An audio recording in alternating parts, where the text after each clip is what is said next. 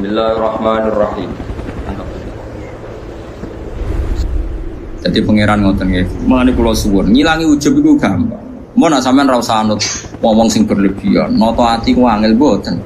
Angger kersa belajar ilmune Allah, insyaallah gampang. Jadi ku ilaman atawa biqalbin salim. Carane ati selamat nggih gampang wae.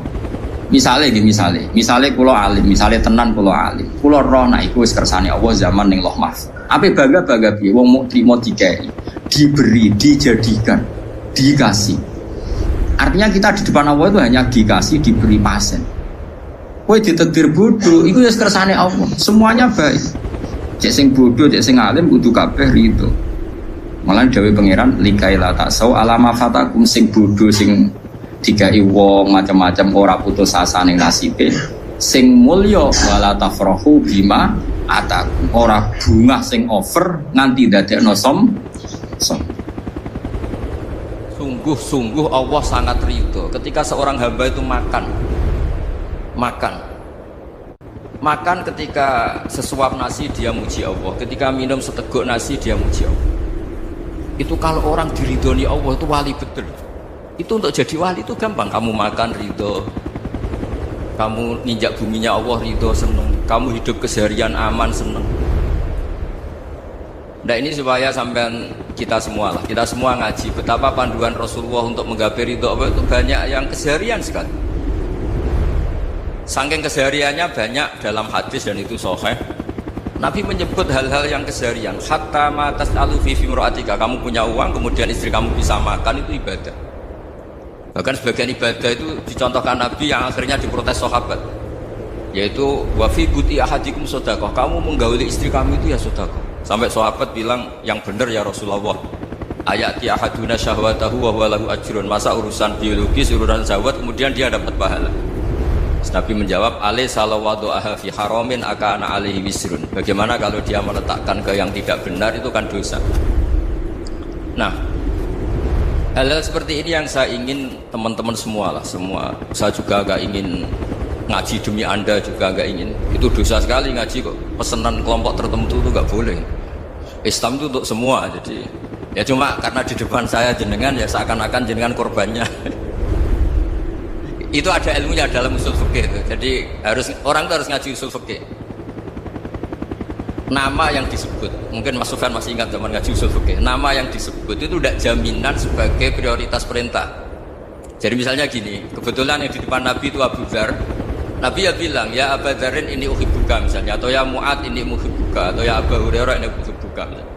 Banyaklah riwayat yang Nabi nyebut ya Abu Dzarin, ya Mu'ad, ya Abu Hurairah. Kemudian misalnya Nabi meneruskan khitab, ini uhibbuka, saya mencintai kamu, fakul dubur sholatin, atau sebagian riwayat disebut fala tada'an dubura kulli sholatin Allahumma inni ala dzikrika wa syukrika wa husni ibadatik. Saya mencintai kamu, siapa saja, Mu'ad, Abu Dzar bisa siapa. Saya mencintai kamu, mohon kalau habis sholat kamu jangan lupa wiridan Allahumma a'inni ala dzikrika wa syukrika wa husni ibadatik. Ya Allah, tolong kami permudah supaya mudah ingat engkau. Anda tidak bisa mentang-mentang, wong nama saya Parmin, nama saya Purnomo, itu yang diperintahkan Mu'ad misalnya. Jadi yang disebut satu, tapi khitab itu untuk siapa saja. Saya teruskan. Jadi saya mohon semua kita melakukan kebaikan itu, kalau dalam kaidah disebut al yakin la yuzalu bisyak. Banyak kebaikan yang kebenarannya itu 100%, tidak punya efek samping ke pihak lain, ke kelompok lain, ke komunitas lain.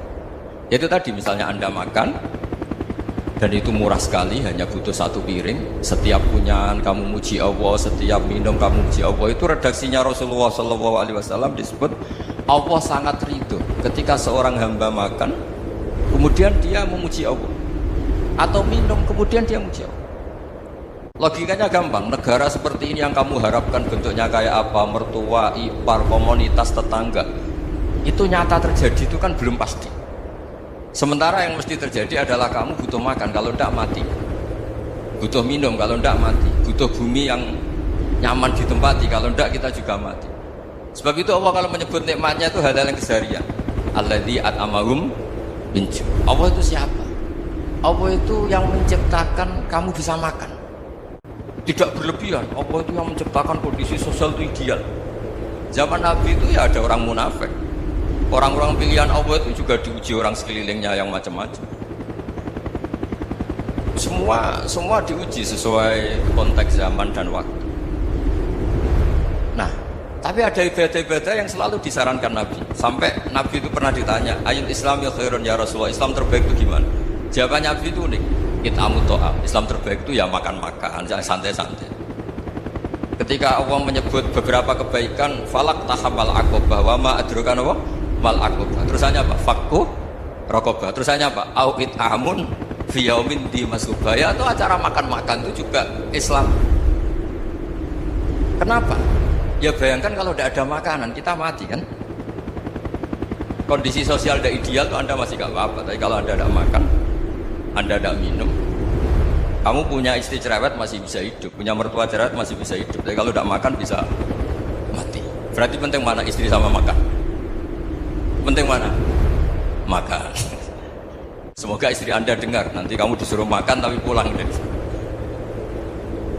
Itu kalau dibahasakan makan masih memahami. Penting mana nasi satu piring dengan istri. Nggak ada nasi mati, nggak ada istri belum mati. Penting mana? Nggak berani jawab kan? Nah, ternyata Anda ada garang kan di depan istri. Jadi saya mohon lah, mungkin Mas Sufyan Sauri tadi yang bisa bantu lah. Teman-teman tuh ngaji yang keseharian saja. Karena kita nyari ridho Allah itu berdasar firman Allah. Dan firman Allah itu menyebut keseharian tuh yang gampang. Yaitu tadi misalnya wa min ayatihi manamukum billaili wan nahar. Termasuk ayat-ayat Allah itu kamu tidur. Maka dulu itu ada guyonan, ada tokoh Mu'tazilah, kelompok dalam Islam yang berpikir manusia itu bisa menentukan ikhtiarnya sendiri. Karena saya bisa duduk, ingin duduk, ingin berdiri, berdiri. Karena kelompok ini nggak terima kalau semua kehendak Allah, nanti bagaimana kalau semua kehendak Allah kok ada hisab ya, ada sanksi. Lucunya itu dia akhirnya, ini cerita ya, mencintai seorang perempuan cantik sekali. Dan itu dia menjadi ahli sunnah itu oleh hal-hal yang sepele. Karena istrinya cantik, ya namanya suami istri hubungan intim. Terus ditanya, Mas masih ingin lagi? Masih. Silahkan diulang lagi. Wah ya tidak bisa. Katanya manusia bisa menentukan yang diinginkan. Itu tobat itu. Itu nggak bisa ditobatkan Mas Sufyan Ats-Tsauri. Orang cantik yang mudah nobatkan orang itu orang cantik. Segampang itu. Akhirnya kita tahu, makanya kalau dalam kitab Hikam itu disebut al-aqil mayyakul madza yaf'alu wa hudi wal ghafil mayyakul madza af'al. Orang yang punya akal karena sadar ini wilayah Allah, semua milik Tuhan, itu dia tiap hari berpikir besok Allah akan melakukan apa terhadap dunia ini. Kamu merencanakan sesuatu, mau plesir ternyata gempa, mau wisata ke Rusia ternyata perang. Kamu tidak pernah tahu apa yang akan terjadi besok. Wa ma tadri nafsum madza taksibu ghadan. Tapi anda semua kita ini sering punya jadwal permanen. Makanya saya kalau diundang siapa saja bisa takdir. Yang jelas Gus ini acara penting. Ya masih acara penting nak pangeran ngersakno piye kok ape dadi pangeran kamu kok mau jadi Tuhan. Itu kadang ya kiai. Penting Gus acara ini jenengan harus memastikan bisa. Yo kamu itu yang ngajarin tauhid sesuatu itu biadillah kok bilang-bilang apa pas pasti. Kalau maksa terus tak tobatkan kamu kata saya itu. Ya kalau gitu Gus bilang insyaallah.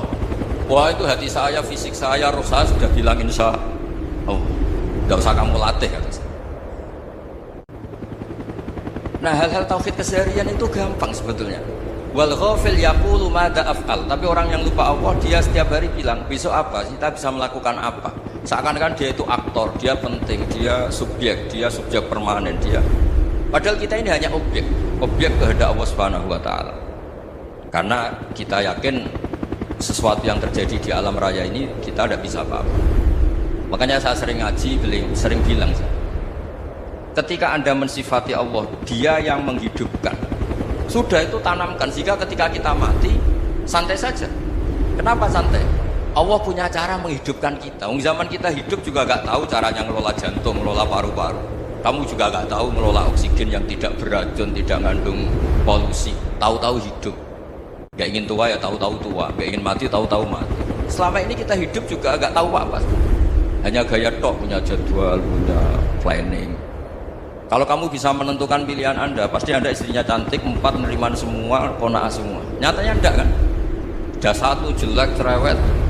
Wah itu kan, nyatanya enggak bisa apa-apa Anda kan? Dan kamu bawa mati lagi. Itu kan, istri Anda juga gitu, punya keinginan, punya suami yang ganteng, yang jabat, yang neriman, yang enggak poligami. Ya enggak kesampaian juga. Kalau kita ngitung tingkat kegagalan kita itu gagal terus. Ya kan? Nah, terus ingat Allah. Maka yaf'alullahu bi. Orang yang punya akal selalu berpikir Allah itu menghendaki apa terhadap saya. Lalu sama-sama orang lihat orang yang serius. Itu kata Anda itu pemikir berat, serius. Senang punya tokoh yang merengut tuh, karena kamu anggap serius. Tapi sebagian orang anggap orang yang serius itu wong merengut, wong masam, wong muka kok ditekuk. Jadi sama itu hati ya muqallibal qulub tsabbit qalbi ala dini, karena kita nggak tahu cara berpikir kita tentang orang lain, tentang sekeliling kita. Misalnya kita orang baik yang jenis rumah fakir miskin, ada orang bangun masjid mewah itu janggal. Apa artinya masjid mewah kalau banyak orang kelaparan? Tapi kalau yang jenis pendidikan, apa artinya masjid mewah kalau tidak bisa ngaji? Nanti yang jenis infrastruktur, apa artinya ini kalau semuanya punya sudut pandang yang berbeda-beda. Dan Islam mengapresiasi semua kebaikan. Tapi katakan semua kebaikan itu adalah kehendak Allah Subhanahu wa taala. Karena apapun baik Anda itu pakai fasilitas yang diberikan oleh Allah Subhanahu wa taala. Sehingga ini yang disebut qulillah sumadarhum fi khawdihim yal'abun. Ya kembali tadi ke tema-tema bahwa keseharian Anda ini sudah Islam. Saat Anda tidak bisa melakukan apa saja. Saya sering ada jenazah, biasanya kalau tetangga meninggal saya sering disuruh ngelepas. Saya bilang orang ini baik karena sering lamun di rumah, sering nganggur di rumah. Ditanya sama anaknya, kenapa Gus nganggur baik? Ya kalau dia nganggur artinya juga gak berbuat sesuatu yang maksiat kan? Ya kan, orang nganggur di rumahnya ya tidak bunuh orang, tidak maling, tidak korupsi, ya namanya nganggur di rumah. Lah cuma istri cara pandang nganggur gak menghasilkan uang gitu. Tapi juga gak menghasilkan kriminal kan? Jadi sebenarnya Islam itu makanya kalau sampai ngaji usul fikih itu ada kitab usul fikih namanya Lubul Usul, itu terkenal sekali di pesantren itu. Itu kalau ngapresiasi keseharian itu luar biasa. Ithma min mubahin illa wa yatahaqqaqu bihi tarku haramimma. Karena keseharian yang mubah saat Anda lakukan itu ada kehebatan yang luar biasa, yaitu meninggalkan haram. Makanya dulu banyak orang-orang alim ketemu temannya itu guyon sampai semalaman. Itu dia yang semangat Islam, itu kiai kok tidak tahajud, kiai kok tidak witir. Orang yang sedang mapan uangnya banyak, malam itu tidak layaban sudah luar biasa. Melawan nafsu supaya tidak maksiat itu sudah luar biasa. Supaya lupa guyon sama temannya semalaman sampai subuh.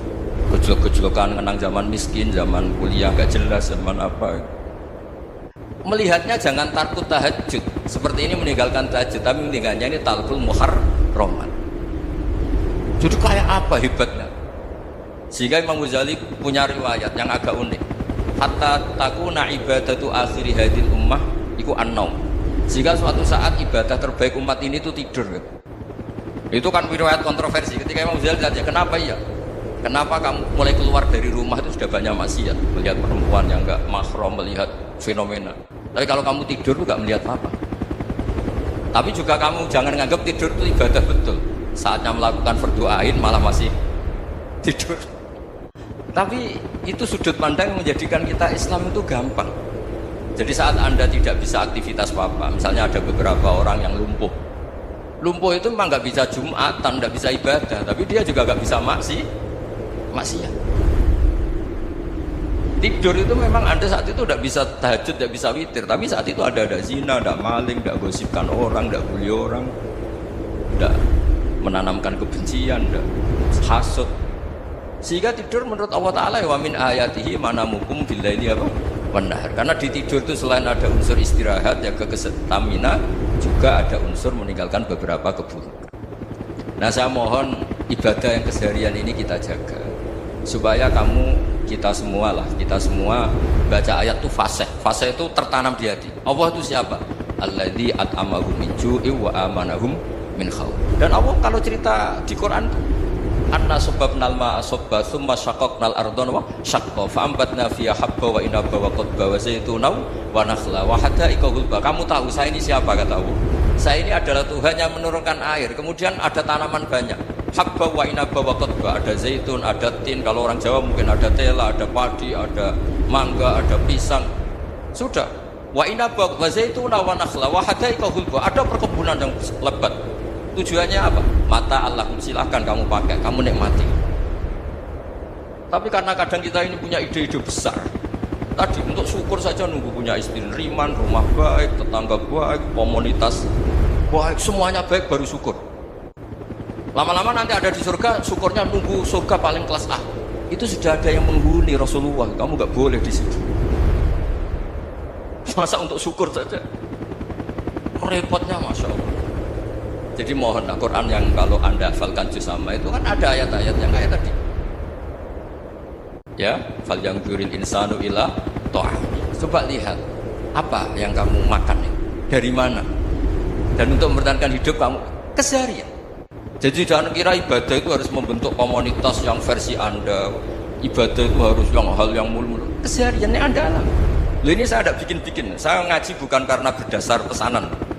Itu ayat yang saya baca kan betul ada ayatnya kan. Fal yang duril insanu ila to'ami anna soba benal ma'a sobba thumma syaqaqnal ardo syaqqa fa ambasna fiha habba wa inaba wa qadba wa zaituna wa nakhla wa hadaika ghulba. Terusannya apa? Mata'al lakum, silakan kamu nikmati. Mata itu silakan kamu nikmati. Ya kayak sampean dikasih hidangan ya makan. Ya sudah makan, habis makan ya minum, habis itu ngantuk ya tidur. Ya sudah normal-normal saja. Kayak apa indahnya Islam. Tapi Anda mencari Islam yang gimana lagi? Nah itu yang diajarkan guru-guru kita, diajarkan sanad kita sampai Wali Songo, sampai Rasulullah SAW. Bahwa pada akhirnya ada jihad, ada perang. Itu dulu memang perang, bukan membunuh, beda. Dulu kita dijajah Belanda ya perang, dan itu normal karena kita dijajah. Jadi ketika orang lain ingin baik sama kita, wa in ahadum minal musyrikin astajaruka ya fajiru hatta yasma'a kalamullah. Kalau mereka ingin baik ya kita baik. Makanya ada istilah mustakman, mu'ahad. Kalau mereka ingin damai, berdampingan dengan kemajmukan ya itu yang lebih baik. Karena memang Islam menghormati proses perdamaian. Wa in janahu nawal lisalmi ya fajnah lah. Kalau ingin damai ya kita harus. Mulane jare hikam kula tak kenang jan hikam. Cara hikam wong ra ikhlas pintu-pintune wong. Enggak, cara hikam logikane gampang. Jadi hikam motivasi ikhlas itu nganggo ilmu hakikat gampang. Ngeten redaksine. Kaifatat tubul ajra mimman huwa muhdihi ilaika. Utekem lho ditakon ndi? Kok njaluk opah mbek wong sing ngeki hadiah ku piye? Contohnya ngeten, sampean tak kei dhuwit 1 juta. Tak kei. Sampean tak kon dagang. Bareng tak kon dagang sukses badhe. Bareng badhe yo opah ning aku. Kan lucu tuh, wong sing ngeki hadiah malah dijaluki opah. Jare hikam, wong Islam iku iman, iso salat sebab taufike Allah. Iso haji sebab taufike Allah. Kita iso ibadah sebab taufike. Lho bareng-bareng Allah ngekek taufik kok dijaluki opah. Lho wae nuntut opah mbek wong sing ngekeki. Lho iku lucu ta ora lucu? Masuk akal ta masuk akal? Jadi sajane gampang, supaya ke salat ikhlas yakin ya Allah salat kula sebab kersane jenengan. Nggih pun apa njok opah wis isin dikek hadiah salat pira-pira to. Sing mari ki nuntut mergo GR ujub. Wah, aku iso salat. Nek iso salat berak swarga lho ujub. Berarti bolak-balik. Kenapa kita ikhlas susah? Mergo awale ilmu mbok kawal ilmu syariat. Nek cara ke awale cara melihat ilmu hakikat, ikhlas ku gampang. Nggih mboten. Mboten kuwi ya dikenan. Gampang ku ikhlas jenengan mbek ilmu kula. Sampeyan rasakno iki. Dadi ikhlas kudu dimulai kok ilmu hakikat sih. Iku gampang. Baik kula misalnya mulang, ya Allah jenengan negdir kula ngalim, negdir kula saged mulang. Berarti jenengan mariki kula saged ibadah. Selesai kan? Tapi nek nuruti syariat. Wah, guru sak huruf gaji 1000 dinar. Terus gampang gremeng kan kula. Ngaji gak dihormati, nyangoni sithik ora karu-karuan. Gara-gara pertama mandang sing nganggo syariat, aku mulang. Berarti berhak untuk alfun apa? Dinar. Wong jare ala-ala jare mulang sak huruf itu ditarif pinten? 1000 dinar. Paham ya? Tapi nak pertama nganggo ilmu hakikat, aku mulang ditakdir pengiran, ditakdir di kesempatan ibadah. Mumpun kok nganti nuntut, terus aku kepikiran jenenge nuntut, jenenge ngundat-ngundat pun mboten apa? Kepikiran. Paham nggih? Dadi saiki dilatih carane ikhlas ku piye anut ilmu hakikat. Ilmu sing awale wis anut ilmu napa? Hakikat. Nek nah, pertama nganggo syariat, ikhlas meksa kowe. Mesti bukti to sampean ngrasa di dhuwit, ngrasa nglakoni salat, ngrasa mulang, tak ulang tenanan. Jebule rapat ngurmati aku.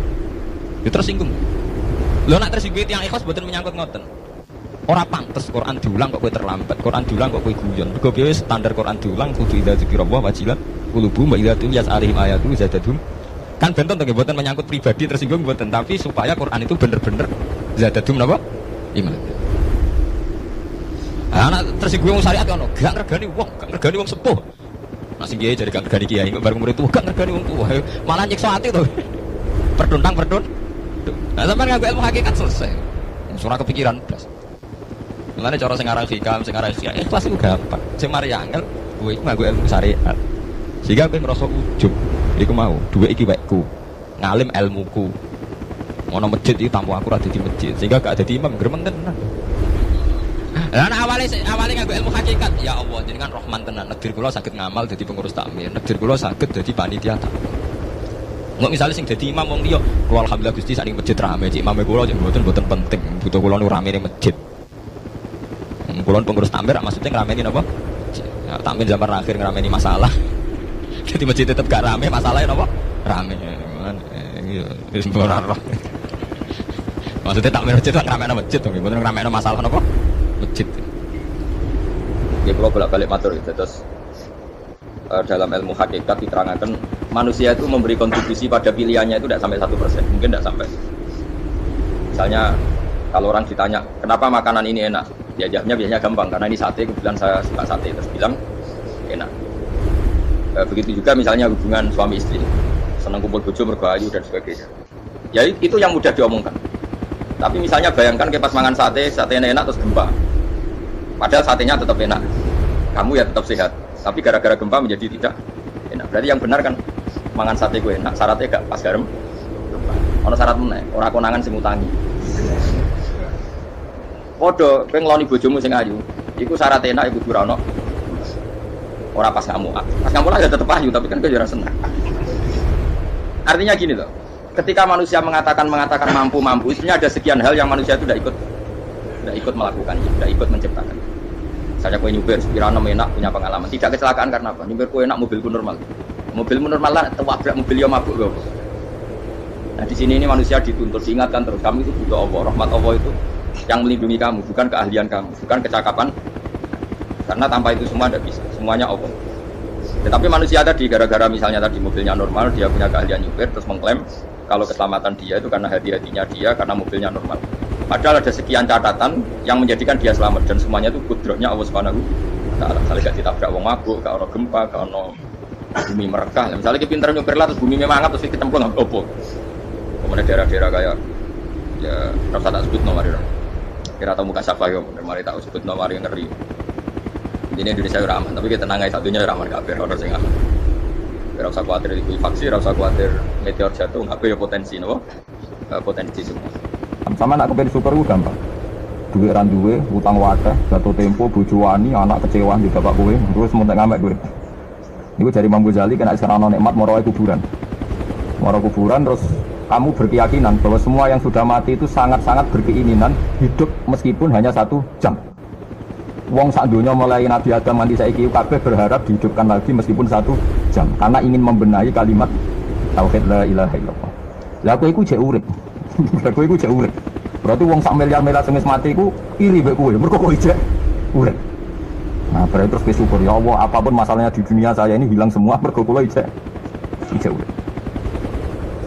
Kula balen malih. Dengan demikian kemudian alhamdulillah aku fase.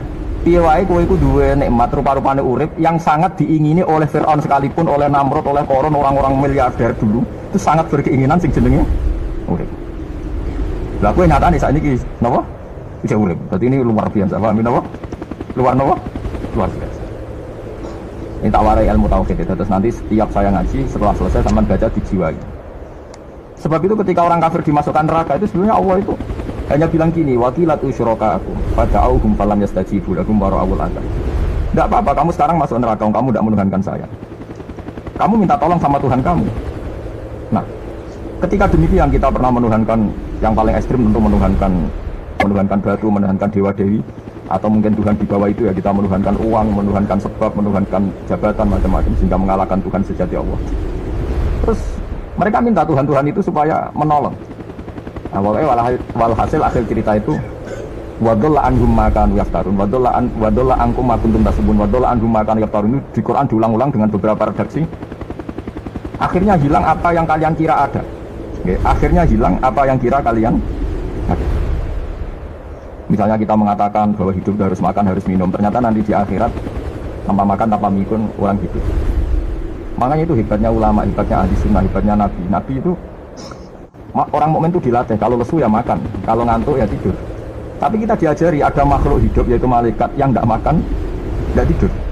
Paling tak meskipun kita itu kalau nggak makan lemes, kita tetap tidak mengatakan tanpa makan makhluk pasti mati, karena kita berkeyakinan diberi akidah ada makhluk yang namanya malaikat nggak makan nggak minum tapi hidup. Sehingga meskipun kita mengalami kalau nggak makan itu mati, tapi tetap menyisakan satu keyakinan bahwa makan itu tidak syarat hidup. Buktinya malaikat nggak makan hidup. Paling tidak dengan keyakinan itu kita tidak mendewa-dewakan harus makan ya. Nah, itu cara Nabi mengajarkan kita. Paham gitu. Terus ini saya ulang-ulang. Makanya disebut wadolla anhum. Apa yang mereka kira ada itu dari awal tidak. Ya, apa yang mereka dikira ada nanti di akhirat tidak ada. Nah, sing ada itu tetap nopo alhamdulillah. Alhamdulillah. Makanya ketika nanti orang masuk surga gitu, dakwahum fiha subhanakallahumma wa tahiyyatuhum fiha salam wa akhiru dakwahum alhamdulillahirabbil alamin. Ini penting kalau aturakan. Terus sajane salah niku ora dikepenak. Itu sebabnya kenapa orang yang kafir mulai cilik sampai tua ketika meh mati kok nglafadzna la ilaha illallah, satu kalimat ini akan menghapuskan kekafiran di masa lalu. Kenapa kok bisa hapus? Karena kekafiran yang masa lalu itu omong kosong semua. Ini omong kosong semua. Barang itu kalau hakikatnya kosong hilang karena ada bukti memang nggak benar. Itu kan gampang untuk menghilang. Itu podo karo wong mending ini. 3 miliar sampai 3 miliar. Iku podo karo 5 rupiah. Jadi ku glemeng meneh. 1 triliun be 1 triliun podo karo 500 rupiah. Omongan glemeng itu kan ya wong edan itu kan. Berarti sak urip-uripe muni Isa pangeran ya edan. Muni liyane pangeran itu kan omongan ra penting semua. Mungkin disebut tuh miliar triliun tapi kan cara guru biji busa kan gampang dobong ae wong ndak. Tapi malaikat bagian katabah, bagian nulis itu rawani ngobong la ilaha illallah, ben kualat tapi yang pangeran. Makanya saya pastikan sekali sampean nglafadz la ilaha illallah itu benar, malaikat sing sentimen mbek sampean pun ndak bisa bakar itu. Kualat den. Paham ya maksud?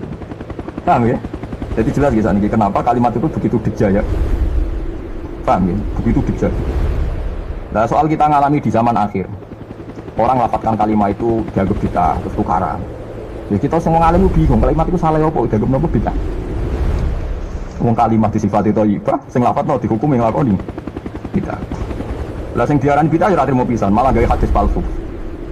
Fadilail wiridan iki malah palsu hadis. Sajane cara padha warase ngoten ora perlu debat bulet ngoten. Padha warase lannya ono nganggo kapasitas ulama, kita pakai kapasitas apa? Ulama, terus kita diskusi baik-baik. Di kula baleni malih, kenapa kalimat thayyibah disebut kalimat baqiyah? Dalam istilah Quran wal baqiyatus sholihat. Baqiyah itu sesuatu sing abadi.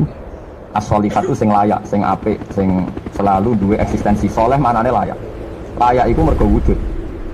Ya kula baleni malih tak wari filsafat ilmu hakikat. Sing darani layak iku sitok mergo wujud. Nak barang ora wujud itu jenenge dilafadzno tapi mboten layak. Jadi barang ono sing dilafadzno tapi ora layak, ono sing ora usah dilafadzno tapi wis layak disebut sholihat. Soleh manane apa? Layak atau punya eksistensi.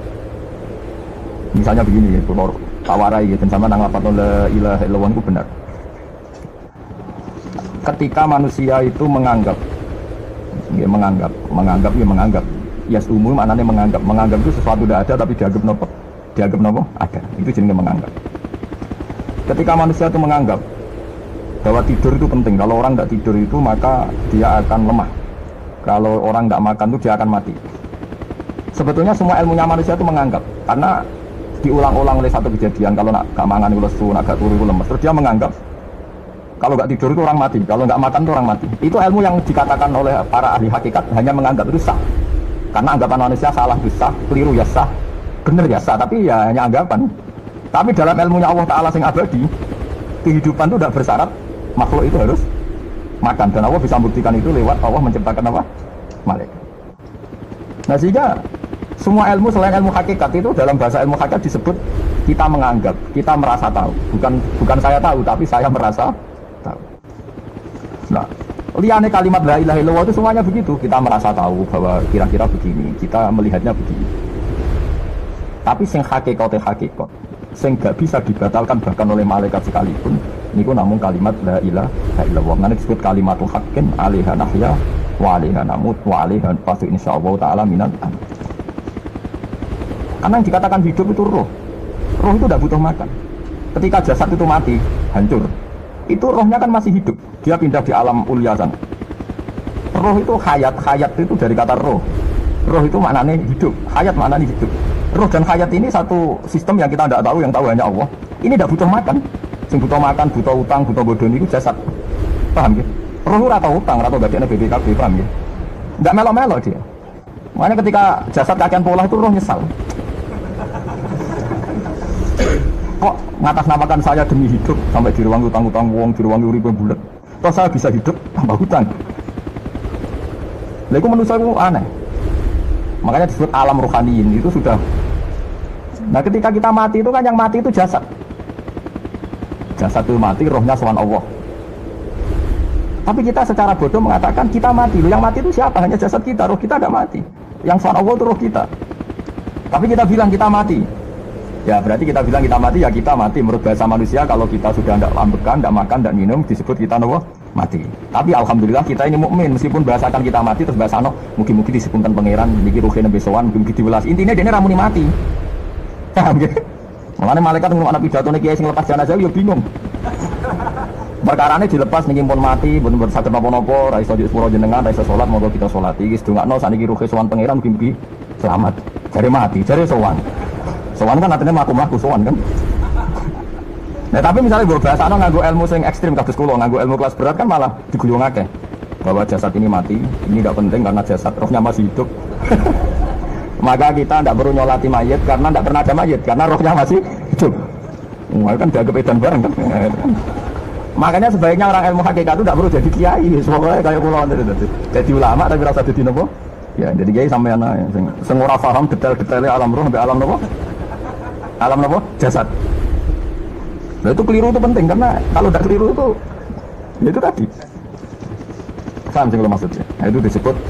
Nah kalau sama tanya, lalu roh itu di mana Gus? Ya nggak ada jawabannya. Wong Rasulullah saja yang orang paling pintar di dunia, orang paling tahu. Ya selalu naka anir roh, kulir roh, min amri roh. Ya, roh itu urusannya pangeran.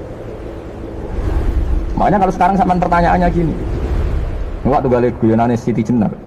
Siti Jenar itu ya ono pinter, ya ngawur tapi ono pinter. Dene iku ora tau salat. Sing salat rugi jadi ora tau sujud, sing sujud jare rugi. Nek darani wali songo iki goblok. Wali songo iki goblok ora karuan jare Siti Jenar. Wong kon salat, bathuke nganti ngecap jare Siti Jenar.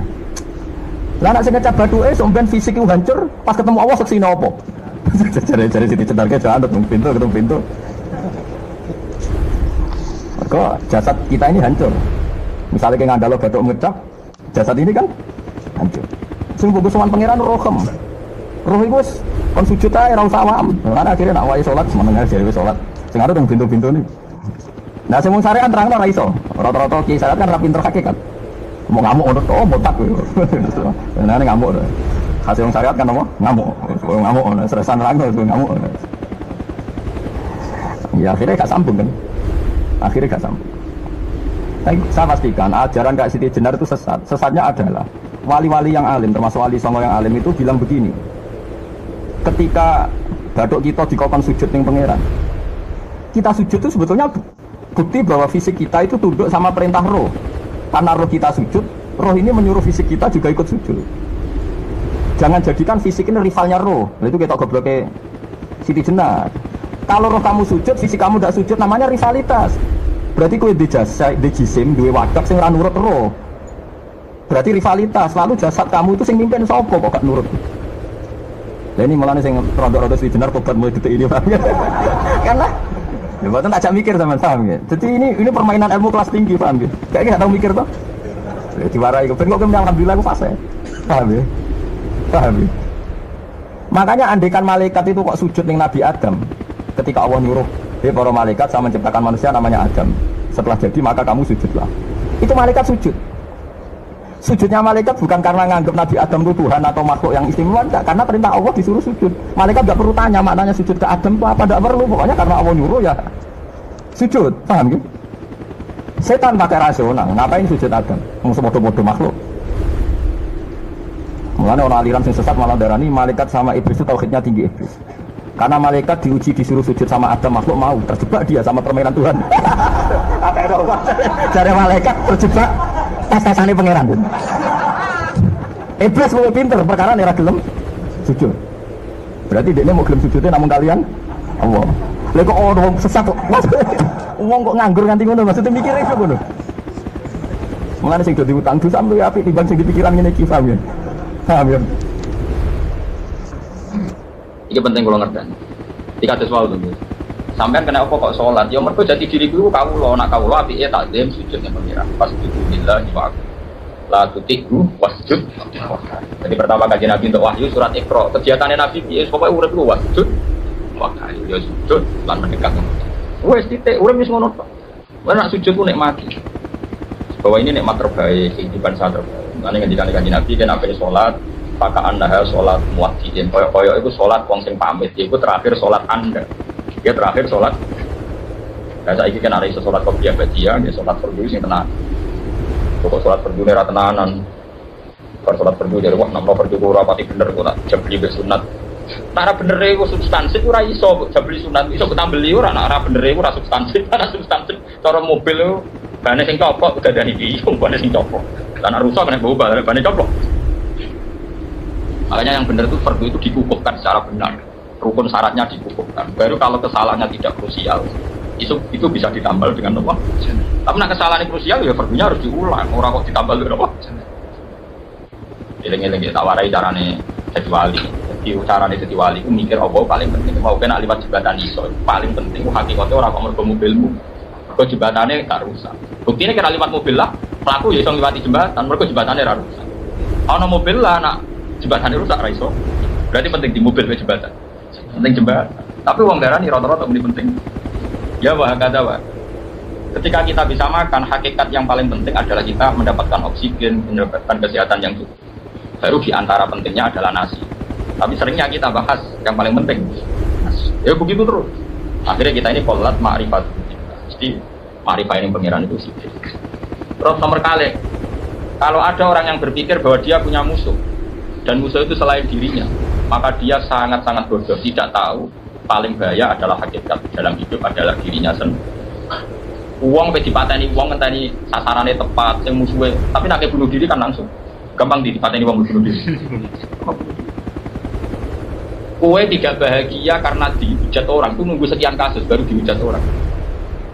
Dihujat uang lagi susah, uang kok dimaki-maki uang lagi susah.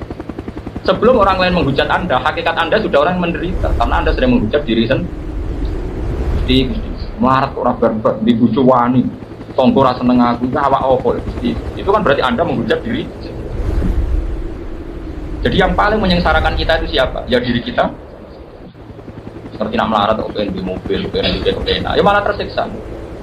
Waktu balik uang raiso terbang, pengen munggah Mars, malah tersiksa. Raiso terbang ya wes nek mati nyisor. Alhamdulillah Gusti raiso terbang. Ada malah kelayapan temu di bumi, nanti mauan berpena, itu malah kepena kan. Ini penting. Iya, Dewi ulama tasawuf, lo jeling beran Dewi ulama. Kabeh ulama tahu sepakat, lo apal makalah ini. Nafsuka mati yatuka farfuki. Iya, awakmu wis kadung dadi kendaraan sowan ning pangeran. Farfuki, kowe kudu mbok welasi. Iya, wis dadi kendaraan ilawah. Misalnya kula kok sayang rai kula, mergi rai niki sing kula damel sujud. Tangan kula Gusti, tangan niki sing pas kula sujud tak tekan teng panggonane sujud. Mergi kepen sujud ten. Dengkul kula Gusti niki sing kula damel sujud. Termasuk sifat yang buruk sekalipun. Misalnya Anda duwe versi. Gusti, baru kayak kalau di mak bojo kula gadah turunan. Turunan kula mesti jenengan do kepengin sujud teng jenengan. Dan itu Nabi biasa membicarakan itu. Nabi boten tiyang Jogja, tiyang Solo, terus ana pantes ado ngono boten. Nabi tiyang Mekah. Jadi yang berhak ya dimendikan. Ya Nabi biasa ngendikan wa fi buti ahadikum sedekah. Bahkan dalam versi Anda, alat kelamin Anda juga ada sedekah. Sampai sahabat ditanya, bagaimana mungkin ya ayat di ahadina syahwatahu wa walahu ajrun. Bagaimana mungkin urusan seks dapat pahala?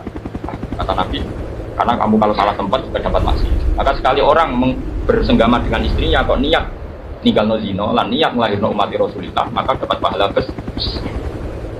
Artinya semua yang ada diri kita itu adalah alat ibadah. Jadi mripat wong delok wong alim padha karo ibadah sekian tahun. Kok kowe duwe irung ibu bos. Kok dicangkem mbok mangan, baru kayak mangan kayak kuat sholat, baru kayak cangkem kayak iso wiridan. Semua ini sarana kita ilah, maka kamu jangan pernah tidak sayang sama diri kamu. Jadi ulama-ulama nafsuka mati ya tuka farfubiha, kamu harus sayang. Saya kasih syukur, apalagi syukur wes enak untuk ganjaran kasus kita, wes enak untuk nopo ganjaran. Sebenarnya saya itu ya punya masalah banyak, saya sebagai ulama, sebagai manusia, sebagai tokoh punya masalah banyak. Jadi misalnya wonten tiang ini sing kasus nyata biasa mental. Gus, kok jenengan yo tahu kepikiran dadekno pondok jenengan. Kak, lah kan apa sirine apa? Lah nek kepengin ora dadi malah ra syukur, nang malah kepengin ora dadi malah gampang kepinginan sing murah. Ya dia nek tahu kepikiran nek digedhingi wong lu sumpek to ora. Aku pokoke ro iku Quran be hadis. Dari Quran be hadis menurut iku makhluk ora penting. Nang ngono sing gedeng aku ya ora penting. Padha sing seneng kowe kaya aku ya ora penting. Jika saya itu udah ada ruang gelisah mboten nanti. Jadi saya ini termasuk ulama muda yang kata orang banyak punya pengaruh, tapi saya dia dicanda sama sekali. Kayak pulau jauh pengiran, nah, kalau ngamal diizinkan kan kastanya rendah tadi rugi. Ikhlas itu rasional, paham? Ikhlas itu apa? Rasional. Coba masa amal yang kita kangelan misalnya kalau subuh berangkat training mau demi Rukin Mustafa, emangnya dia siapa kan? Kan makhluk-makhluk udah jelas juga kan? Sampai semua juga siapa kan ya udah jelas juga. Tapi nak demi Allah Subhanahu wa taala kan zat paling jelas kan? Az-Zahir zat paling jelas. Mana kula angger ngamal ya Allah saya ini ikhlas lillahi taala. Kenapa? Karena engkau yang jelas lihat boten jelas. Mulane Allah disifat Az-Zahir zat paling jelas. Liyane ora jelas.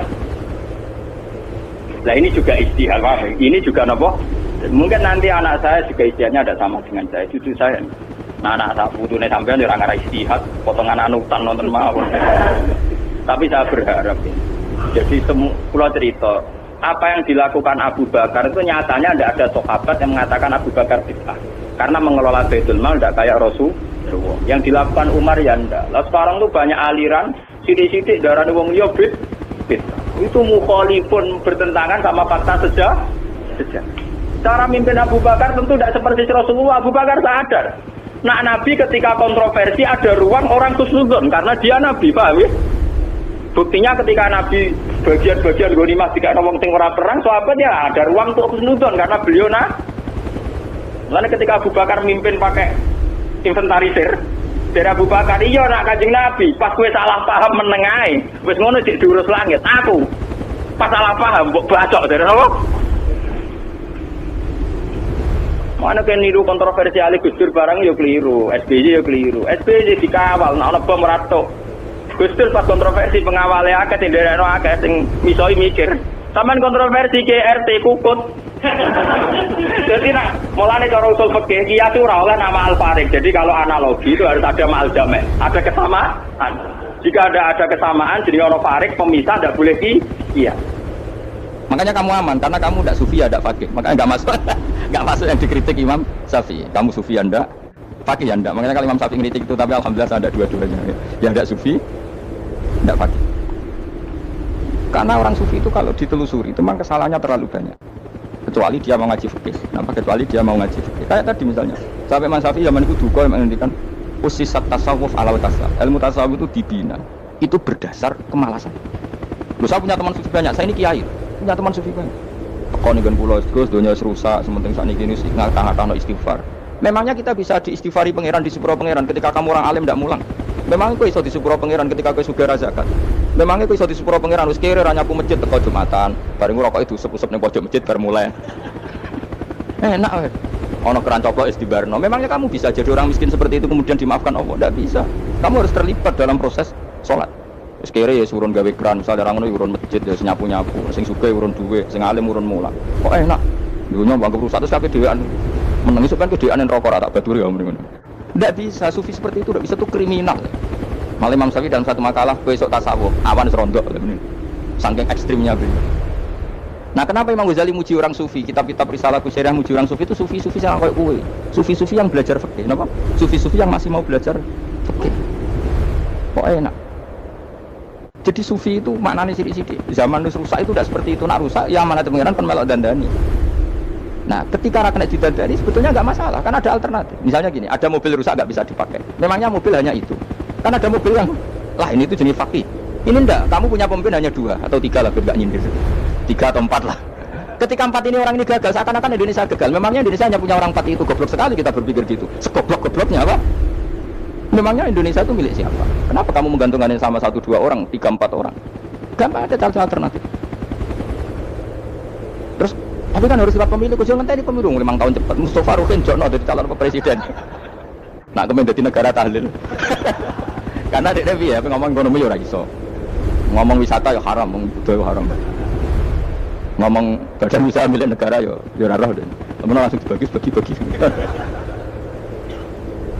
Tapi kelirunya kita selalu begitu. Ketika kecewa sama pemimpin, seakan-akan dunia ini tergantung pemimpin itu. Mana ada dunia ini dipasrahkan sama makhluk oleh Allah. Dunia ini milik Allah, nggak pernah dipasrahkan makhluk. Bahkan kiai mati pun nggak ngefek pada agama.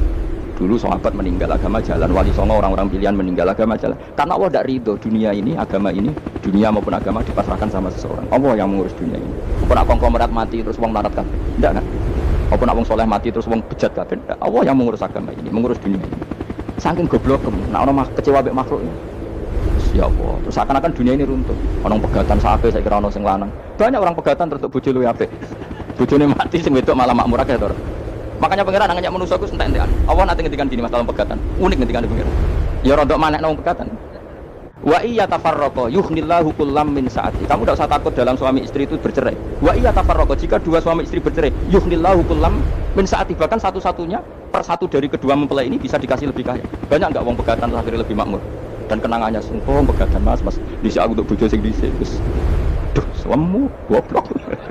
Enggak sing lanang karena bosan dijudisi yang nuntung saya gitu bojo konak bojoku sing dhisik. Banyak enggak orang pegatan kemudian kenangannya itu baik sama yang sekarang. Dengan yang lalu mau dulu tok banyak enggak? Banyak. Dulu kita punya pemimpin yang cakap, yang otoriter. Zaman itu pun di demo. Coba kita ini kan mulai dulu anggere pemimpin di demo kok cek urip pantas di demo kan es mati di kelangenan. Kelakuan kok ngono mulai dhisik nganti saiki. Kiai juga gitu, zaman urip dikerwiti, kok bareng mati kiai penggantinya dikritik ora koyo kiai. Iku ora itu Pak 66 Pak Karno dikritik, orde baru diurus gitu. Nabi yang ngono mangsa mau presiden tok. Nabi iku kan mukjizat iku ngaji. Jadi mukjizatnya Nabi iku ngaji. Dari masyarakat pun mukjizat orang keren blas, mukjizat iku kudu nganggo tongkat. Dadi seru napa? Yang Nabi Harry Potter. Jadi Nabi itu mukjizat kok mulang itu mengatur logika supaya mapan nikmati Allah dan Rasul. Itu mulang. Mereka agak seneng, mat. Caraku Nabi di tongkat apa no, mat. Jadi seru apa? Seru main sebelah pokoknya seru lah. Nabi sempat tertarik, ya kepengen di tongkat tahu Nabi kuat. Kita ya sangar lah, wah. Jadi Nabi ngalor ngidul gak apa-apa. Tongkat kan ana sing nglawan terus kecemplung segoro. Kan ya seru lah misalnya ono Yogyo macam-macam tutuk terus likuifaksi do tenggelamkan. Seru lah, wah. Jawab pengiran dulu. Dia mati jok tongkat, gampang nggak masalah tongkat. Sekarang ngetokno wit kan gampang tongkat. Memang kamu tongkatnya Nabi Musa terus digawe dikai mori terus dikai minyak ya ora dijupukno wit diketokno memang kamu. Wong sing hebat itu sing nyekel dol ora. Ya jajal tongkatnya Musa tak kena kowe. Iki ora ono pengaruhe. Wong saiki nggone Turki digo tontonan ora piye-piye. Lan nek patu jek aktif Pak Turki nantang Israel duel nang. Lah yang di tongkatnya Nabi Musa kok digertak Israel rawani. Lah nek tongkat iku tenan apa? Sing sakti sing nyekel dul ora perkara tongkate. Nah, cara wae dhisik sono HP Nabi Musa luar biasa jare. Akhirnya Nabi Muhammad itu sempat kepengin jawab pengiran unik. Awalam yakfuru bima utiya Musa min qabl. Mate kok gak eling, apa zaman Musa nggo tongkat wong terus do iman. Awalam yakfuru bima utiya Musa min qabl qalu sifroni tazahar wa qalu inna bikullin kafirun. Apa zaman Nabi Musa itu terus wong do iman? Ya tetep komentar dari tukang sih. Padha ae. Gue mujizat orang berdua, uang nggak terlalu berdua itu tetap berdua. Zaman Pak Karno sing tukang ngeluh yang ngeluh, zaman Pak Harto tukang ngeluh yang ngeluh, zaman Mega sing tukang ngeluh sampai saya tukang ngeluh ya, segi kegiatan. Kiai yang ngono, kadang ada kiai saya misalnya Surabaya zaman Mbak Arwani, Mbak Zubair. Memangnya zaman Mbak Arwani wong kudus ngaji kabeh, wong saku ya kelakuane wis ngono-ngono. Misalnya pulau ya, kadang ya wong komentar. Terus bae ora kaya zaman Bandur Salim. Lah aku wis dicucik bapak, zaman Bandur Salim po wong yo ngono. Mau bapak zaman Bandur Sam po ngono sampai zaman Basunan Bunang misalnya. Ayo jajal. Saya wong Yogyo, saiki ora kaya zaman Bali Maksum Mbah Munawir. Memang zaman iku wong ngaji kabeh. Yudak juga kan sarahku kiai nak ngaji sing ngaji wong ngono-ngono iku pancet ngomong iku. Itu pengalaman. Mulane ketika Nabi Muhammad kemudian mujizat kan Nabi Musa jabe pangeran awalam yakfuru bima utiya Musa min qabl. Lha zaman Musa terus do iman mat. Padha ae masuk go tongkat ngalor ngidul ya. Biasa ae mat. Gak usah mujizatan mulang wis ngaten. Lho kula mau mentawani pangeran mujizat kok sangkare Musa. Kula mboten purun. Ya perkara kok malah lucu. Nabi ngalor ngidul go tongkat. Nabi Musa itu katanya biasa kan, sing kodang ke wong. Lah saiki ejek ning Turki. Nek kata tenan jet top Israel tuntas ya. Suwabet terus likuifaksi, tutup, suwabet meneh dadi negara bebas wong Israel. Terus Rajab Tayyip manggon kono ya. Itu aneh-aneh gitu. Makanya penting, yang dikatakan mukjizat itu ngaji. Ngaji itu bisa membentuk yakin. Yakin itu bisa membentuk tahqiq. Nah caranya yakin gimana? Tak warai kan, ben dadi wali. Wali sing jalur ilmu. Jalur melarat wis kowe luwih iso. Wali itu jalur akeh. Alim iso dadi wali, zuhud dadi wali, melarat iso dadi wali. Syaratnya ridho ora kepengin sugih. Ya syaratnya melarat dadi wali ridho ora terbesit kepengin sugih ora tau muni lau umpama aku di dhuwit ora dadi wali. Muni umpama tok wis ora dadi wali. Jadi fa inna lau taftahu amala syaiton karena mengatakan umpama itu buka pintu setan. Jalur apa ya? Nah alim syaratnya hafal Quran, hafal ribuan hadis. Ayo nak zuhud syaratnya radhi hafi rawi anan. Nak fakir ora oleh diangen-angen nanti apa rasa jadi wali? Gak usah ya. Kalau terang ini penting. Kenapa saya sering kritik orang sufi? Karena sufi sekarang itu beda dengan sufi dulu. Di Jawa Timur itu keluarnya para kiai ya gitu. Kalau ada orang ikut toreko tertentu, terus gak bilang ngaji takrib. Akhirnya lingi pangeran sewengi tapi sesucinya keliru. Masalah didik anak bojo keliru. Karena ya mau sementing la ilaha illallah terus la ilaha illallah terus itu gimana? Kalau kita iman sama Allah, itu iman dengan aturan-aturan. Misalnya kita seneng cawe dok. Terus buat sebut jenenge tok, kono njuk wedak rambut kayak njuk mangan rambut kayak terus kamu tidak mempelajari sing disenengi pacaran ku apa. Seneng Allah itu maknanya seneng ketentuannya apa. Allah yang murka itu apa? Kalau kita zina, kalau kita maling, ketika korupsi. Allah yang suka apa? Kalau kita sujud. Lalu syaratnya sujud apa? Harus dalam keadaan suci dari hadas besar maupun hadas dan tempatnya tidak ada najis. Bahkan harus gitu. Itu seneng Allah kok amen. Allah semengi terus pingsan, kesemper. Terus tak tepak terus darani wali. Nek darani wali ono salam tempel, wah apa-apaan. Ngantor bapak kula saking kerase. Lah wong darani wali nek melete keren aku jadi. Tak top aku. Aku sakit. Paling zaman akhir darani wali dadi gula wong salah templek ngekek dhuwit. Tapi nak wong alim darani wali sing dadi pinter akeh. Coba jajal lah wis ayo. Nak ora percaya rugen maklumno nak saiki wali nak dadi gula mbek dhuwit. Ayo saiki umumno nak rugen iku wali. Reaksi masyarakat kira-kira piye? Salam templek terus ngapalno merek rokoke rugen. Jale rokoke opo ya terus ditukokno. Tapi umat dapat apa? Tapi ketika orang terkenal alim, umat dapat banyak karena bisa ngaji. Caranya sesuci piye, caranya zakat, piye yang wajib zakat apa saja. Caranya dekat. Tapi saya gak wali kalah mbek wong alim kalah mbek wali. Kulo niki diceritani Gus, kulo nek wong alim. Jejer mbek wong terkenal wali kulo harus salaman beda. Ya akhirnya melarat salaman. Asli salaman iku ono maknane ning Jawa Timur. Ora usah diterangno maknane opo. Wah kere. Wong kowe padha wae wong alim kasut to. Dene kasute perkara hasile iku. Iku ya sarap pisan padha wae. Sing kanca kula niku. Tapi sebenarnya kita harus jadi pelajaran. Kalau ingat Allah itu ingat aturan-aturannya Allah. Terus keling Allah suwengi terus piye? Allah bikin aturan. Kamu suwengi ning masjid itu ketentuan fikihnya kayak apa? Kalau istri kamu sakit, anak kamu sakit, kamu wajib ngurmat anak bojo dan itu juga perintah Allah.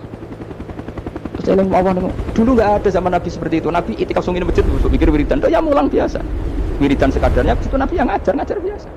Siapa yang tanya tentang haid, siapa yang tanya tentang ghanimah, siapa yang tanya. Jadi ya selalu naka anil anfal. Ketika mereka iskal, lalu ghanimah cara bagi gimana ya Rasulullah? Dibagi walamu annama ghanimtum min syai'in fa lillahi khumusahu wa li Rasulullah 1/5. Ada yang tanya lagi, "Wah, selalu naka anil makhid." Istri saya cara ngakad tidak normal ya Rasulullah. Kadang-kadang over. Disebut itu istihadah apa? Ditanyakan. Ada yang kaya usul, ya Rasulullah duit kula kathah lalu tak kasihkan siapa? Ya selalu naka madzayun fikun. Ora kok terus eling pangeran sungi-sungi terus do ngantuk, bariku keturu, bariku makan-makan ora ono ngono. Coba, jika seseorang terkenal wali itu paling untung dekne. Ini bukan kritik kan? Memang harus dikritik. Dikritik aku enak aku alat, aku wali, kritik wali. Ya cuma melok. Karena apa? Kita ini syafaqatan di hati umat, kita kasihan umat ini mencintai kiai, kemudian tidak dapat apa-apa dari kiai. Caranya apa ya? Kita mulai. Makanya Rasulullah itu masyhur kan di sebuah hadis, sama cari di Muqaddimah Majmu', di Muqaddimah ya, hampir semua kitab ulama top itu menyertakan hadis ini. Nabi ke masjid, ada satu kelompok yang nangis-nangis dungo, ada sekelompok yang mulang fikih. Mulang itu ya iki halal, iki haram, iki sholat ini nggak sah, ini pokoknya mulang aturan-aturan di pengiran. Nabi ngadeg, kemudian Nabi bilang gini, kilakuma ala khairin, dua kelompok ini sama-sama baik. Tapi apa yang terjadi? Amma haula fa'iduna wa, mereka adalah kelompok-kelompok yang minta sama Allah, insya aja bahwa insya Allah. Kalau Allah menghendaki ya disebadani, kalau enggak ya. Tapi ini kelompok yang membicarakan hukum-hukumnya pengiran. Pasti Allah ridho. Wa innama bu'istu mu'alliman. Memang sing jenenge Nabi itu untuk mengumumkan halal haram. Maka Nabi terus ikut yang kelompok belajar tadi. Karena yang dikatakan coba Nabi diutus jadi Nabi itu apa? Saya tanya. Bikin aturan. Caranya tawaf ke Ka'bah begini. Dulu tawaf itu udo. Dulu tawaf itu bawa hubal lata. Dulu tawaf itu dengan penuh kemusyrikan. Nabi datang, tawaf itu aturnya gini. Enggak boleh ada yang berbau syirik. Caranya tawaf 7 kali, baca kalimat ini. Sa'i juga gitu. Dulu yang namanya sa'i itu setar megang berhala Isa. Nanti di Marwah megang Nailah. Setarnya dari kesirikan ke kesirikan. Nabi datang, nggak boleh megang Isaf dan Nailah, harus dibongkar.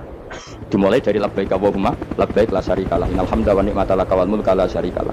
Itu Nabi. Sehingga saking ekstrimnya, sahabat itu dulu nggak mau disuruh sa'i. Nggak ya Rasulullah, kita ada sa'i. Tempat yang dulu kita syirik di situ.